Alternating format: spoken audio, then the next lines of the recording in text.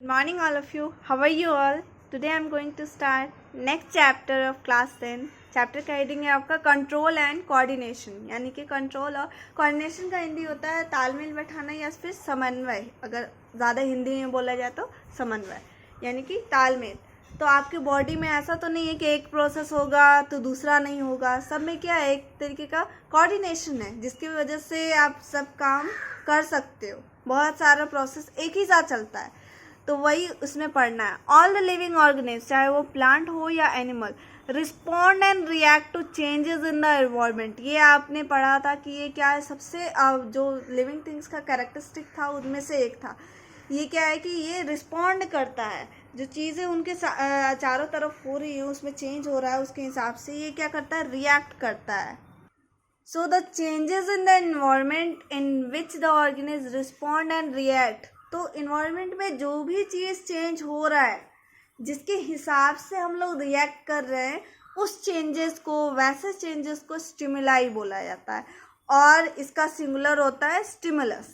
ठीक है, तो living organism show respond to stimuli. तो ये स्टिमुलाई के हिसाब से हम लोग रिस्पॉन्ड करते हैं, लेकिन इसका एग्जाम्पल क्या हुआ, light, heat, cold, sound, smell, taste, touch, pressure, pain, water, force of gravity, और भी बहुत सारी चीज़ें हो सकती हैं। The response of an organism या organism to a stimulus is usually in the form of movement. यानी कि हम लोग इसके हिसाब से रिस्पॉन्ड कैसे करते हैं, ऑब्वियस सी बात है, हम लोग मूव करेंगे। मूवमेंट यानी या तो लोकोमोशन भी हो सकता है या फिर सिर्फ अपने जगह से हम लोग हिल सकते हैं।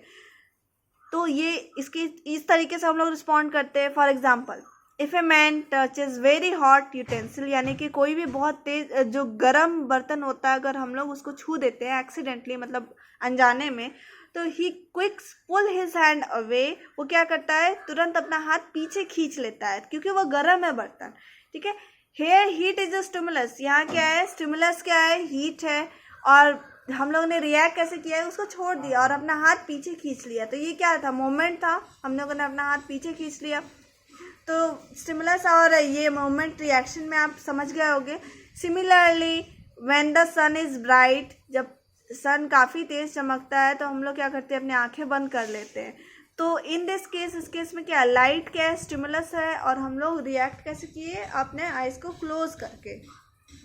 यहाँ पे आप देख रहे होगे ये बाइट है, कब का बाइट, जिसकी वजह से ये लायन वो कर रहा है, इसको रिएक्ट कर रहा है। नेक्स्ट है, these are leaves of sensitive plant, यानी कि टच मी नॉट प्लांट, जिसको बोलते हैं माइमोसा प्यूटिसा, ये बायोलॉजिकल नेम है इसका। तो ये क्या है, अगर आप पेंसिल या फिर आप अपने हैंड से भी टच करोगे तो ये क्या होगा, फोल्ड हो जाएगा, ये आपको पता है।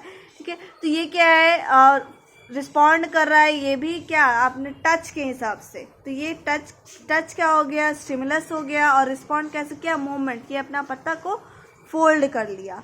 तो when we are frightened by a dog, यानी जब हम लोग डरे हुए होते हैं, तो अगर कोई वहाँ कुत्ता देख लेते हैं, डॉग को देख लेते हैं, तो अगर हम लोग बहुत डर जाते हैं उससे, तो क्या होता है, हम लोग भाग जाते हैं वहाँ से।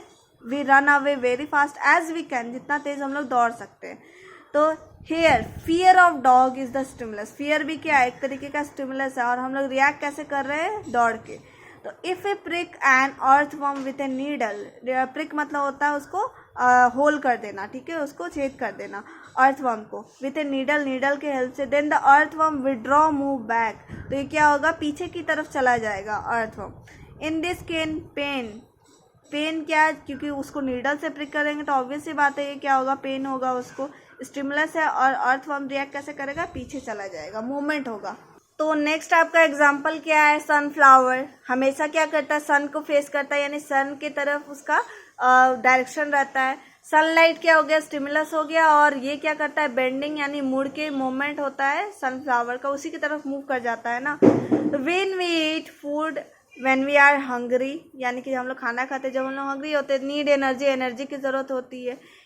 इस केस में क्या है, हंगर क्या है, स्टिमुलस है, और हम लोग we react by eating food, और हम लोग खा के इसको रिएक्ट करते हैं।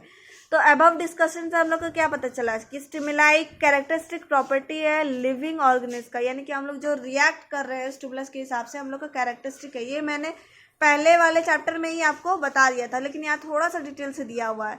तो अदर वर्ड क्या है, रिएक्शन इज रिस्पॉन्स, रिस्पॉन्स यानी उसके हिसाब से हम लोग रिएक्ट कर रहे हैं, वही बात है, रिएक्शन रिस्पॉन्ड एक ही चीज़ है। तो response to stimuli is characteristic property of living organism.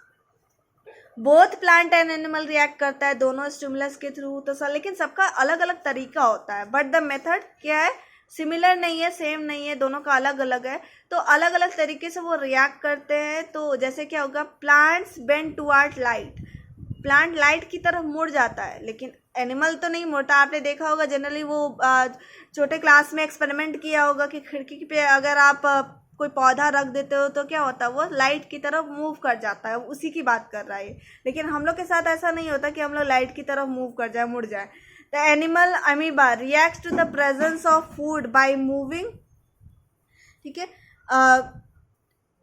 Bye moving towards the food particle. ये क्या करता है, मूव करता है। कैसे करेगा, सीडोपोडिया के हेल्प से मूव करता है ये।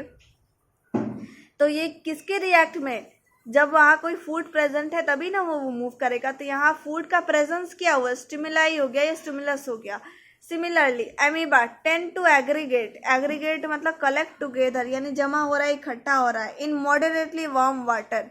तो हल्का गर्म अगर पानी होगा तो क्या होगा, इकट्ठा हो जाएगा, which is their reaction to the stimulus called heat. तो ये हीट क्या है, ये वार्म क्यों हुआ, हल्का गर्म पानी है तो हीट की वजह से ही गर्म होगा ना, तो ये एग्रीगेट हो जाएगा यानी जमा हो जाएगा। Amoeba and other protozoan react to mechanical obstacle by avoiding them, यानी कि उसके रास्ते में अगर कोई चीज़ आ जाता है वो तो उस रास्ते में नहीं मूव करेगा, वो दूसरे साइड से मूव कर जाएगा। कोई वही यहाँ लिखा है mechanical obstacle. Next we find that amoeba animal है, can react in different stimuli in different way, यानी कि अलग अलग स्टिमुलाई के हिसाब से ये अलग अलग तरीके से मूव कर रहा है। तो एनिमल भी तो ये सिंगल सेल है और हम लोग मल्टी सेलर, तो हम लोग भी तो अलग अलग तरीके से रिएक्ट करेंगे, ठीक है, because they have nervous system, क्योंकि एनिमल्स के पास, ये मल्टी सेलर एनिमल की बात कर रहा है, नर्वस सिस्टम है, एंडोक्राइन सिस्टम है, इन्वॉल्व्स हॉर्मोन्स। नर्वस सिस्टम में क्या आता है, brain, spinal cord and nerves, ठीक है। एंडोक्राइन सिस्टम में क्या आता है आपका, हॉर्मोन्स। इसमें ग्लैंड्स आते हैं, ग्लैंड्स जो हार्मोन प्रोड्यूस करते हैं। ग्लैंड्स क्या है, एक तरीके का थैली है जो हार्मोन प्रोड्यूस करता है। तो पूरे जितने भी ग्लैंड्स है जो हार्मोन प्रोड्यूस कर रहे हैं वो एक तरीके का सिस्टम मिलके बनाते हैं, उसको क्या बोलते हैं, एंडोक्राइन सिस्टम। नेक्स्ट क्या है, plant however react to stimuli in a very limited way, यानी कि उसके बाद बहुत कम ही तरीका होता है रिएक्ट करने का, हम लोग की तरह नहीं है, क्योंकि हम लोग की तरह वो लोकोमोशन परफॉर्म नहीं कर सकता, ना ही उसके पास नर्वस सिस्टम है, ना ही उसके पास एंडोक्राइन सिस्टम है, ठीक है। हार्मोन्स प्रोड्यूस करता है वो, लेकिन एक तरीके का पूरा सिस्टम नहीं है। This is because the plant do not have a nervous system, ठीक है। तो लेकिन क्या है, plant use only hormones, hormones अभी मैंने बोला उसके पास हार्मोन्स होता है for producing reaction to external stimuli, यानी बाहर के स्टिमुलाई से रिएक्ट करने के लिए वो हार्मोन्स का इस्तेमाल करता है, जिसकी हेल्प से वो रिस्पॉन्ड करता है। ये आपको अच्छा से आगे में और डिस्कस किया हुआ है, अभी शॉर्ट फॉर्म में ये बताया हुआ है। तो यहाँ लिखा है कि इतने सारे एग्जाम्पल आपको दिया है, तो हम लोग क्या कंक्लूड कर सकते हैं, स्टिमुलाई हमारे बॉडी पे एक्ट करता है और हम लोग उसके हिसाब से रिएक्ट करते हैं। तो the reaction which give stimulus involves many organ of our body, इसमें क्या होता है, हमारा बहुत सारा ऑर्गन इन्वॉल्व होता है, मूवमेंट कर रहे हैं ना हम लोग, इसलिए it is therefore necessary that all the concerned organ, यानी कि जितने भी ऑर्गन हम लोग का इन्वॉल्व है, should work with one another in systematic manner, यानी कि सबको एक साथ काम करना बहुत ज़रूरी है रिएक्ट के लिए। प्रॉपर रिएक्शन के लिए आपको बहुत सारा ऑर्गन एक साथ काम करना ज़रूरी है to produce a required reaction. अभी मैंने बोला in this other words the various organ should cooperate, यानी साथ देना, वही है कोऑर्डिनेट, एक दूसरे के साथ कोऑर्डिनेट करेगा तभी एक प्रॉपर ये रिएक्शन होगा।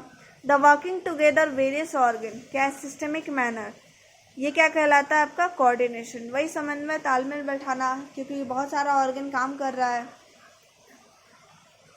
तो हम लोग कंट्रोल और कोऑर्डिनेशन के प्लांट में ये हम लोग नेक्स्ट वीडियो से पढ़ेंगे, ये बस इंट्रोडक्शन था। तो इसके बाद हम लोग प्लांट्स पर पहले स्टार्ट करेंगे, उसके बाद एनिमल का स्टार्ट करेंगे, तो ये होगा नेक्स्ट वीडियो में।